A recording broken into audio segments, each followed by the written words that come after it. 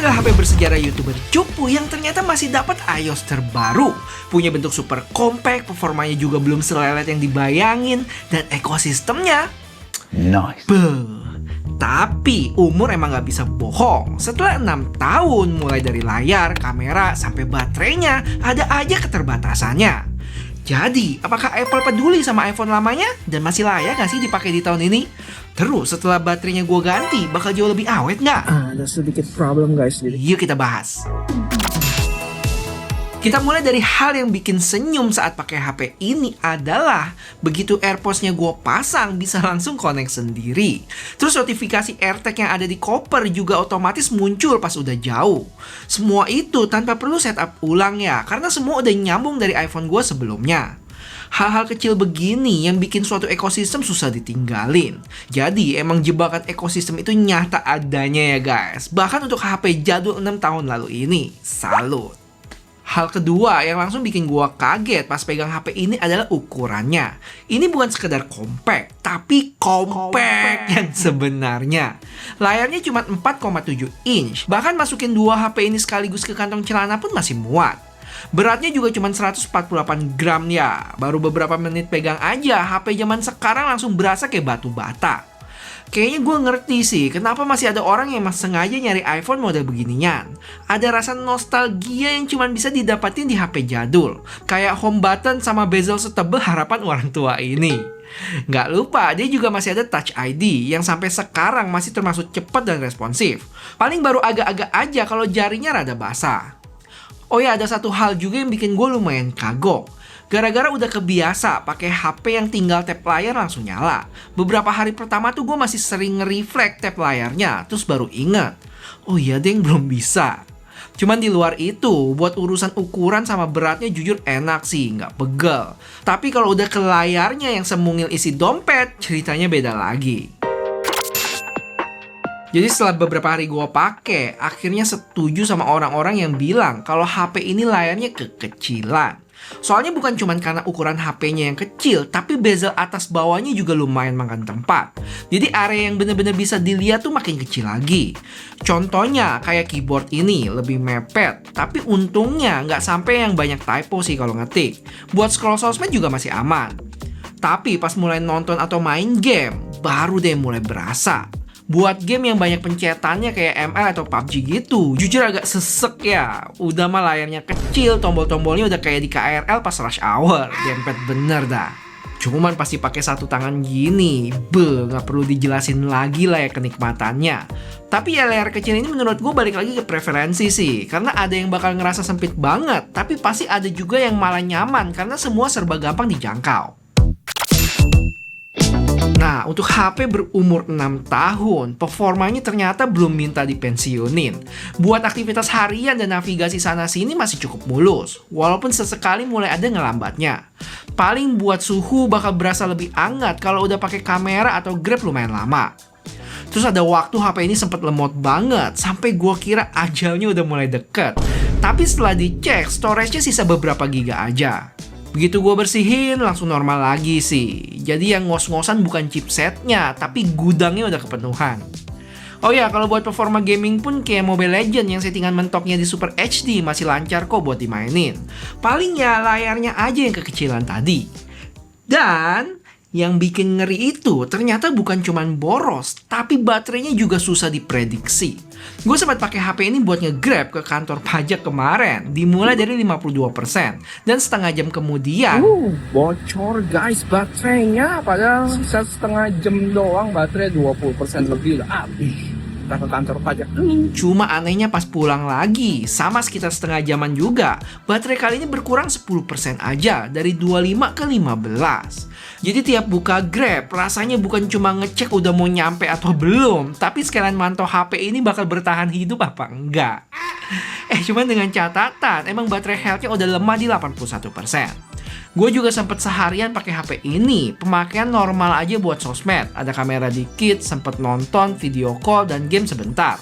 Yang hasilnya Baterai udah di 25%, baru di jam setengah 1. Tadi gue mulai di jam 9, baterai 98. Udah jelas ini bukan HP seharian ya, apalagi dengan baterai health yang udah lemas. Gak sabar gue pengen ganti baterainya, boros banget. Dan total di hari itu untuk pemakaian sekitar 90% dapat SOT di 2,5 jam aja guys.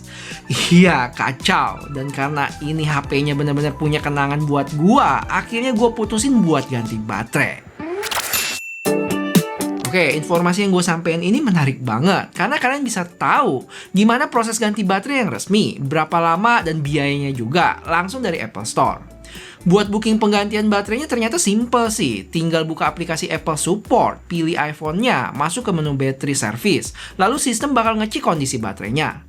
Setelah itu kita bisa pilih mau datang langsung atau dijemput dari rumah, terus pilih Apple Store dan jadwal yang tersedia, lalu tinggal datang sesuai jam booking. Jadi ya nggak perlu antri sambil pasrah bakal dilayanin atau enggak ya.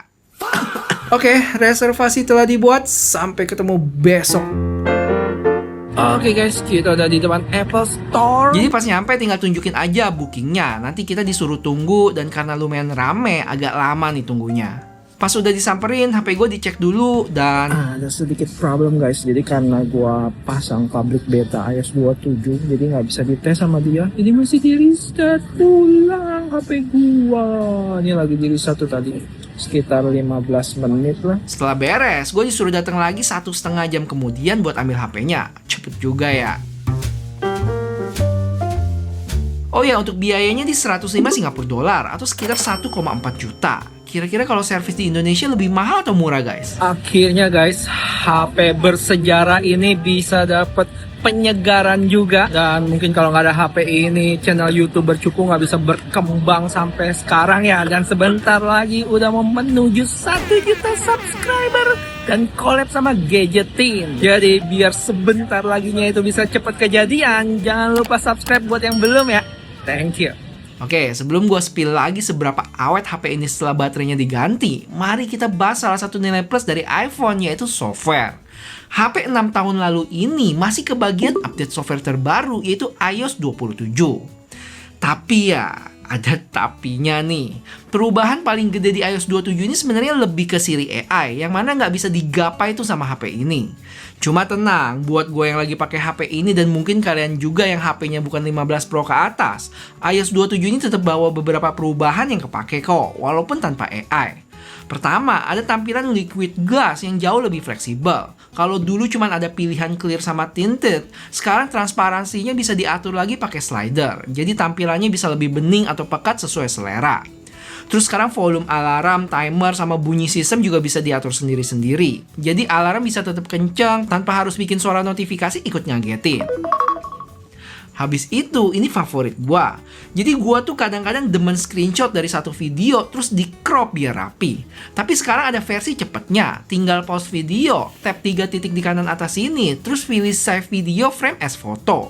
Beres deh. Sebenarnya masih ada beberapa perubahan lainnya ya, cuma nanti videonya kepanjangan. Jadi gue pilih yang menurut gue aja paling kepake. Dan buat teman-teman yang tanya, Bang, kok iPhone gue belum dapat iOS 27? sabar, iOS 27 yang gue cobain ini versi public beta. Versi officialnya harusnya bakal muncul di September nanti bareng peluncuran iPhone baru. Untuk performanya sendiri, gue kira bakal bikin HP ini ngos-ngosan ya. Tapi sejauh dipakai, aman sih. Kalau ada bug bisa dimaklumin juga karena versinya yang masih beta. Tapi lucunya, walaupun softwarenya baru, cara pakai HP-nya masih ada yang terasa sangat 2020. Di antaranya, sebelum ada kontrol panel yang swipe dari atas ke bawah, di HP ini kita mesti swipe bawah ke atas dulu loh. Sempet kagok di awal. Habis itu kalau kita pindah app, cepet di HP zaman now kan bisa tinggal swipe ke samping aja di bawah sini. Tapi di HP ini tuh nggak bisa. Kalau mau buat recent app pun caranya mesti pencet tombol home 2 kali baru muncul. Beda sama HP zaman now yang tinggal swipe dari bawah ke atas. Terakhir yang cukup disayangkan hilang adalah live activity-nya sih. Yang biasanya ada di Dynamic Island, di HP ini cuma ada garis tipis biru di atas tanpa keterangan apa-apa. Kalau mau lihat lebih detail, mesti di-tap dulu buat buka app-nya. Ayo, siapa yang baru tahu kalau zaman dulu pakai HP-nya mesti kayak tadi? Oke, setelah ganti baterai, gue bisa bilang ada berasa lebih awet, tapi ada yang berasa sama aja. Dan ini gue baru tes lagi, sama. Gue main 15 menit dan baterai berkurang 9%. Tapi, gue juga sempat tes rekam video 4K 60 sebelum ganti baterai, yang mana berkurang 11% selama 10 menit. Tapi setelah ganti baterai, rekam lagi 4K 60, dan kali ini baterai berkurang 8% aja. Oh ya, kalau ngomongin kamera, ternyata belum seburuk yang gue bayangin ya. Buat video, karakter khas iPhone-nya masih terasa. Warnanya natural, perpindahan exposure-nya cukup konsisten, dan buat ngerekam orang, hasilnya masih lebih enak dilihat. Tapi begitu ketemu area terang, usianya mulai kelihatan nih. Highlight-nya gampang putih, stabilisasinya juga berasa sedikit bergejolak, walaupun nggak sampai yang gempa parah. Buat foto juga masih termasuk bagus hasilnya. Cuman, punya satu kamera di tahun 2026 ini tuh rasanya kayak makan nasi tanpa lauk. Nggak ada ultrawide ataupun telefoto buat nge-zoom. Ngomong-ngomong zoom ya. Satu yang gua notice tadi pas pakai kamera HP ini, dia nggak ada slider buat ngezoomnya gitu ya. Jadi kita mesti pancing dulu dengan di pinch 2 jari. Kalau pas awal-awal 1 jari itu nggak ada, dan kita juga nggak tahu nih ini 1 kali, 2 kali, 3 kali nggak keluar tulisannya. Jadi, setelah beberapa hari pakai iPhone SE 2020 lagi di tahun ini, menurut gue nih HP ternyata masih cukup nyaman buat kebutuhan harian. Performanya masih aman, kamera masih punya khas iPhone yang natural, ekosistem Apple juga tetap juara, dan ukurannya yang kecil serta ringan sekarang justru terasa makin langka. Tapi di sisi lain, HP ini tetap ada minusnya, terutama dari sisi baterai. Walaupun udah ganti, tetap jangan harap HP ini bisa bersaing sama HP zaman now. Ini tetap HP dengan kapasitas baterai 1821 mAh. Habis itu layarnya tetap kecil, bezel tebal, kamera cuma 1, dan buat base storage 64GB menurut gue udah terlalu sempit. Jadi, HP ini lebih cocok buat HP kedua, orang yang pengen masuk ekosistem Apple dengan budget terbatas, atau emang suka HP compact dengan Touch ID. Tapi buat gaming lama, nonton, bikin konten, atau dipakai seharian penuh, masih banyak pilihan lain yang lebih masuk akal sih. Kalau beli secondnya pun, usahain ambil yang minimal 128GB. Dan jangan lupa cek sinyal, baterai health, Touch ID, kamera, speaker, layar, sama kondisi fisiknya. Tuh banyak bener ya. Ya maklum lah udah 6 tahun lamanya. Intinya, selama kondisinya bagus, harganya masuk akal, dan kalian udah paham keterbatasannya, iPhone SE 2020 ini masih nyaman kok dipakai di tahun ini.